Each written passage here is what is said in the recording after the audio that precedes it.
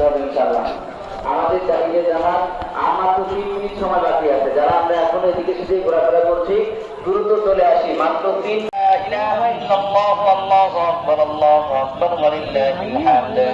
ফায়া আহিব্বাতি ফিল্লাহ إن هذا اليوم يوم عيد كما قال رسول الله صلى الله عليه وسلم قال لكل قوم عيدا وهذا السابقين الأولين من المهاجرين والأنصار الذين اتبعوهم بإحسان خصوصا على الخلفاء الراشدين المهديين أبي بكر الصديق وصاحب رسول الله في الغار رضي الله تعالى عنه وعمر الفاروق قاطع أساس الكفار رضي الله تعالى عنه وعثمان بن نورين كامل الحياء والوقار رضي الله تعالى عنه وعلي المرتضى أسد الله في الجنة رضي الله تعالى عنه وعلى سيدي شباب أهل الجنة الإمامين الهمامين أبي محمد الحسن وأبي عبد الله الحسين رضي الله تعالى عنهما. الله أكبر الله أكبر لا إله إلا الله الله أكبر الله أكبر لله الحمد. أولئك حزب الله ألا إن حزب الله هم المفلحون. اللهم أيد الإسلام وأنصاره وأذل الشرك وأسراره. اللهم وفقنا لما تحب وترضى واجعل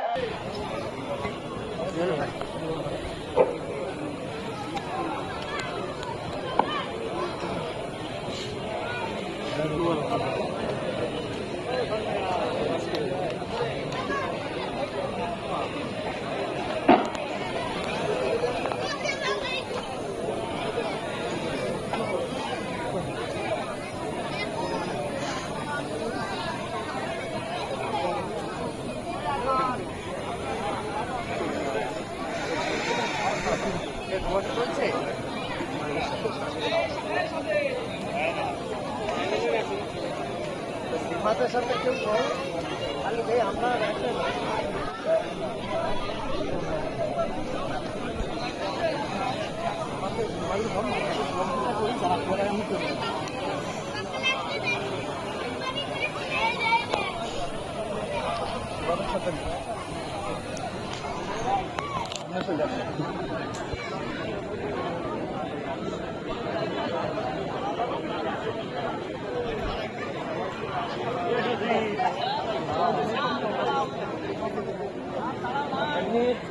সুন্দর ব্যাগটি আমার ওর সাথে একবার করলে সিফাতের সাথে ভালো ব্যাগটি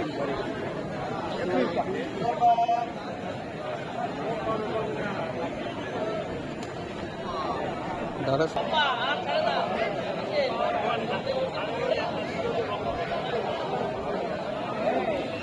আসসালামু আলাইকুম সম্মানিত ভিউয়ার্স, ইতিমধ্যে আমরা ঈদুল আজহার জামাত শেষ করেছি। কেডি টিমের যে সকল মেম্বাররা ছিল যতটুকু পেরেছি অংশগ্রহণ করেছি। তো আমরা এই মাত্র ঈদুল আজহা নামাজ শেষ করলাম এবং আমরা সালাম বিনিময় করলাম। এখন আমরা একটু বাহিরের দিকে যাব, অবশ্যই আপনাদের ফুটেজটা দেখানো হবে। আসলে দেখেন এটা হচ্ছে আমাদের ঈদগাহ ময়দান। এখানে আমাদের খুলনা দৌলতপুর দেয়ানা দক্ষিণ পাড়া যে ঈদগাহ ময়দান দেখতে পাচ্ছেন, এটা অনেক বড় ঈদের জামাত হয়। আজ আমরা সমবেত হয়েছি আমরা কেডি টিমের মেম্বারগণরা সবাই মিলে। ঠিক আছে, এখানে আজকে ঈদের ঈদুল আজহার জামাতটা আমরা আদায় করলাম। তো আপনাদের সবাইকে ঈদের দাওয়াত থাকলো, ঈদুল আজহার সবাই দাওয়াত থাকলো আমাদের এই কেডি টিম মেম্বারদের পক্ষ থেকে। অবশ্যই আপনারা চলে আসবেন আমাদের এই এলাকায়। সুন্দর দর্শক হবে এলাকাটা কেমন। তো আজ এই পর্যন্ত ভালো থাকবেন, সুস্থ থাকবেন।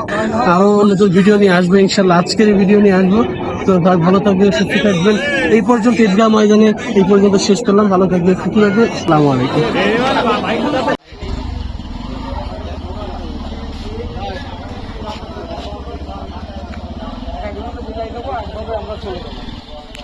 বিদায় দিয়ে আমরা চলে যাই।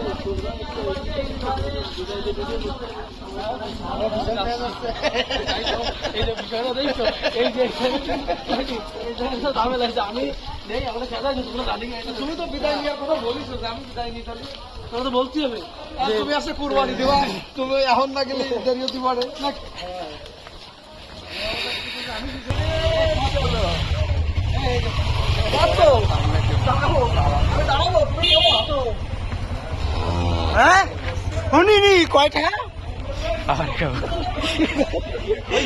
আসসালামু আলাইকুম বন্ধুরা, আপনারা দেখতেই পাচ্ছেন যে আমাদের এখানে যে আজকে কুরবানি দিচ্ছি, সে কুরবানির মাংস কুচানো প্রায় শেষ হয়ে গেছে। তো আমরা এটা এখন সমান 3 ভাগে ভাগ করব। 3 ভাগে ভাগ করার পর আমরা এটা 1 ভাগ গরিব মিসকিনদের দিব, আর 1 ভাগ আত্মীয় স্বজন পাড়া প্রতিবেশীদের দিব, আর 1 ভাগ নিজেদের জন্য রাখবো।